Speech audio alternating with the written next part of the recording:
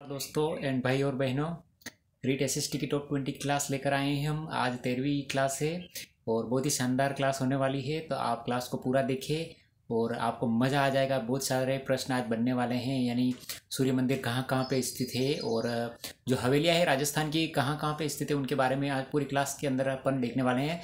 देखिए, क्लास को शुरू करते हैं। सबसे पहले बात करते हैं अपन महाराणा कुंभा की। महाराणा कुंभा द्वारा निर्मित विजय स्तंभ, यानी विजय स्तंभ महाराणा कुंभा ने, जो मध्य प्रदेश का मांडू का रहने वाला था, महमूद खिलजी, उसको हराया था और उसके हराने के उपलक्ष्य में, यानी विजय के उपलक्ष्य में इसको विजय स्तंभ को बनवाया था। तो विजय स्तंभ को भारतीय मूर्तिकला का शब्दकोश कहा जाता है। यानी शब्दकोश का मतलब भारतीय मूर्तिकला का इसलिए कहते हैं क्योंकि विजय स्तंभ पे बहुत ही सारी हजारों की संख्या में मूर्तियां बनी हुई है, जिसके कारण इसको क्या कहा जाता है, विजय स्तंभ को भारतीय मूर्तिकला का शब्दकोश।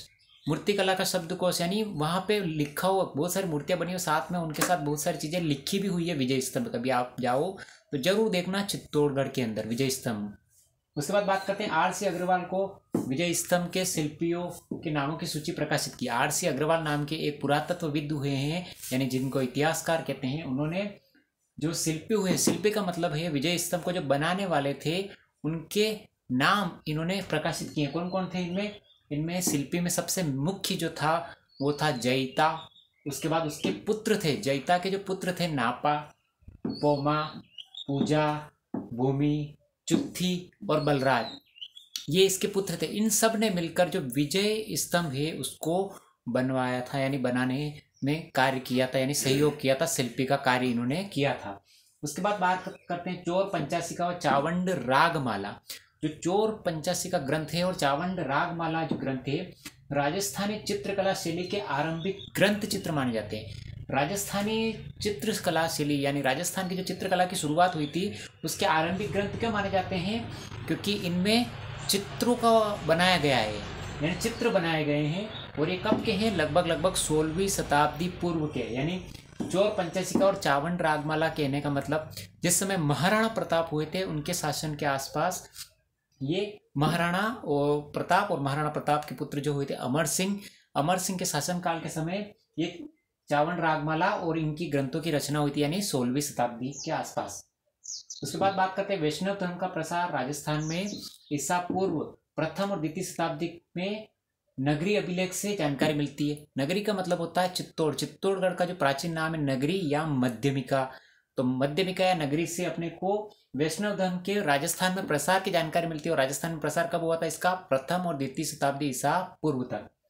उसके बाद बात करते हैं ओसिया जो जोधपुर के अंदर है, वरमाण जो सिरोही के अंदर है, झालरापाटन जो झालावाड़ जिले के अंदर है, और चित्तौड़गढ़ उदयपुर में आज भी सूर्य मंदिर है। तो आपके प्रश्न बन सकता है कि सूर्य मंदिर वर्तमान में आज भी कहाँ कहाँ पे स्थित है। ओसिया, वरमाण, झालरापाटन और चित्तौड़ उदयपुर, यहाँ पे सूर्य मंदिर स्थित है।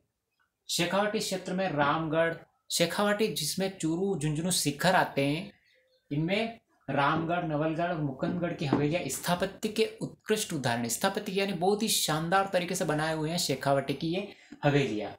जैसलमेर की जो सालिम सिंह की हवेली है, नतमल की हवेली और पटवा की हवेली पत्थर की जाली की कटाई के लिए विश्व भर में प्रसिद्ध है। तो जैसलमेर की जो हवेलियां है, यानी 3 फेमस यानी प्रसिद्ध हवेलियां है, सालिम सिंह की हवेली, नतमल की हवेली और पटवा की हवेलियां।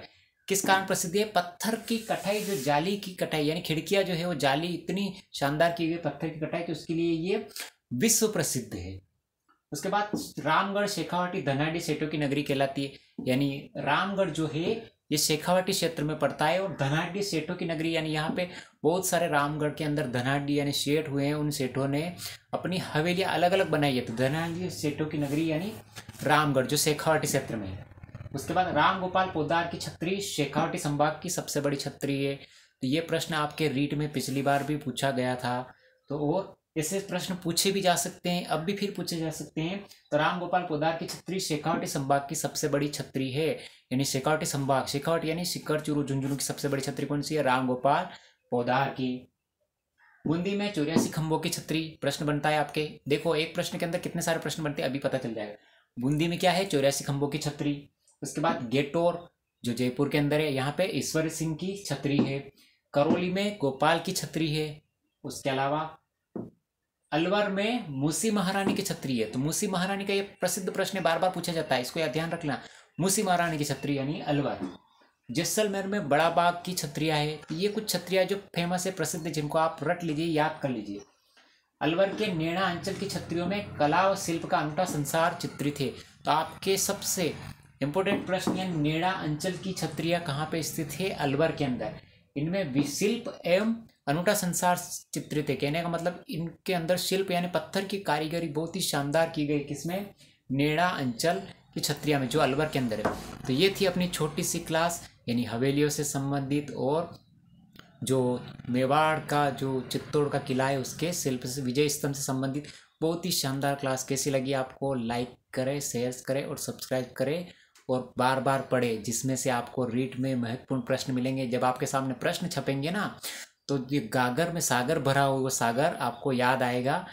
बहुत ही शानदार क्लास के लिए, देखने के लिए आप सभी भाई और बहनों का धन्यवाद। Thank you.